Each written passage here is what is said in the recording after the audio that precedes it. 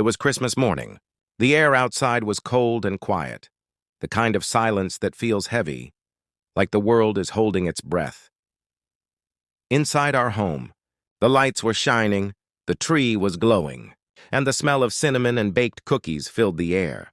I had spent hours decorating, hoping this Christmas would bring a little warmth back into our lives. My husband David had been distant for months. He stopped talking to me, stopped smiling. Every time I tried to reach him, he drifted farther away. And yet, I still hoped. I hoped that Christmas might remind him of what we once had. The laughter, the late-night talks, the dreams we used to share. I remember looking in the mirror that morning. I smiled at myself, even though my heart felt heavy. "Just hold on," I whispered. "Maybe today will be different." Little did I know that day would change my life forever. At noon, David came home. I heard the sound of his car outside and ran to the door, my heart pounding with a mixture of fear and excitement. But when I opened it, I froze. He wasn't alone. A woman stood beside him, young, beautiful, dressed elegantly, her hand resting on her slightly swollen belly. David looked at me without emotion. "Emily," he said flatly, "I want you to meet someone." The woman smiled faintly. "I'm Anna," she said softly. I felt my knees weaken. My eyes shifted from her face to David's. "What is this?" I asked, my voice trembling. David sighed impatiently. "There's no point in pretending anymore. Anna is pregnant with my child." The world went silent.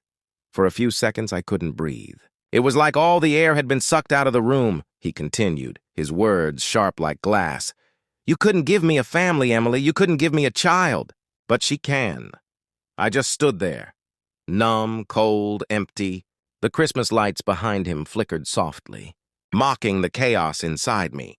Anna lowered her eyes as if she felt sorry, but it didn't matter anymore. David walked past me with her, straight into our living room. He looked around and laughed bitterly. "You really went all out with the decorations. Too bad this house feels so empty." I clenched my hands but said nothing. For the next few minutes, I stood silently as he humiliated me, saying things about how a woman's worth was in her ability to be a mother, how life moves on, and how I should let go. Every word cut deeper than the last. But I didn't cry. Instead, I smiled, a small, ironic smile. He frowned. "Confused? What's so funny?" he asked harshly. I looked at him calmly and said, "David, before you judge me for not being able to carry a child, maybe you should ask your pregnant lover who the real father is." His face changed instantly. The arrogance drained away, replaced by shock. "What are you talking about?" I turned to Anna. "You can tell him the truth now." "Or should I?" Anna's face turned pale. I didn't mean for it to happen like this," she whispered. David stared at her, his jaw tightening.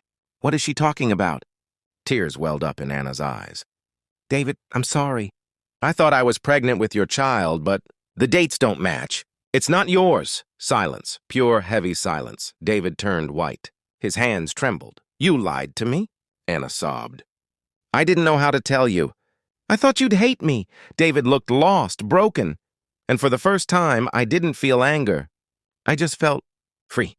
I took a deep breath, stepped closer, and said softly, "David, you didn't destroy me. You just reminded me of what I deserve." I picked up my small suitcase. Yes, I had already packed it days ago. Something in me knew this day was coming. As I walked toward the door, I turned back one last time. The Christmas tree behind me glowed beautifully, casting a soft light over the chaos in the room. "Anna," I said gently, "I hope you find peace." And to David, I said, "Merry Christmas. I hope this is the gift you needed to understand what love truly means." Then I walked out.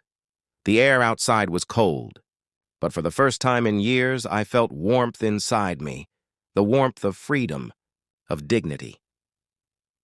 I walked down the snowy street, each step feeling lighter, as if I was walking out of darkness into dawn. The lights from nearby houses glowed in the distance, and I could hear faint laughter from families celebrating together. It didn't make me sad. It made me realize something beautiful.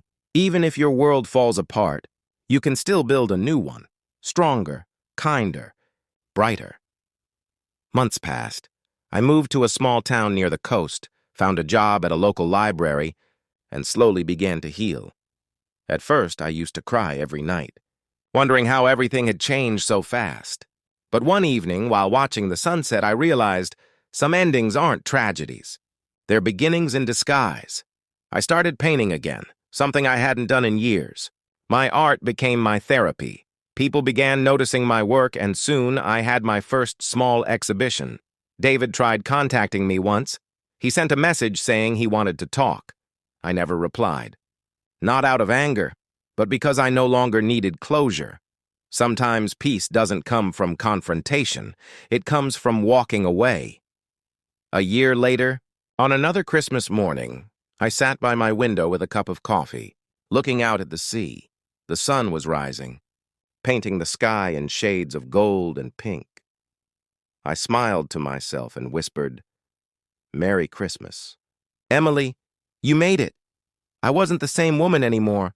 I was stronger, softer, wiser, and even though I didn't have the family I once dreamed of, I had something far more precious, myself, because sometimes the greatest love story isn't between two people. It's the one you have with your own soul. Moral of the story: never let anyone define your worth based on what you lack. Life has a way of breaking you open, but it also gives you the power to rebuild. True strength isn't in fighting back. It's in walking away with peace in your heart.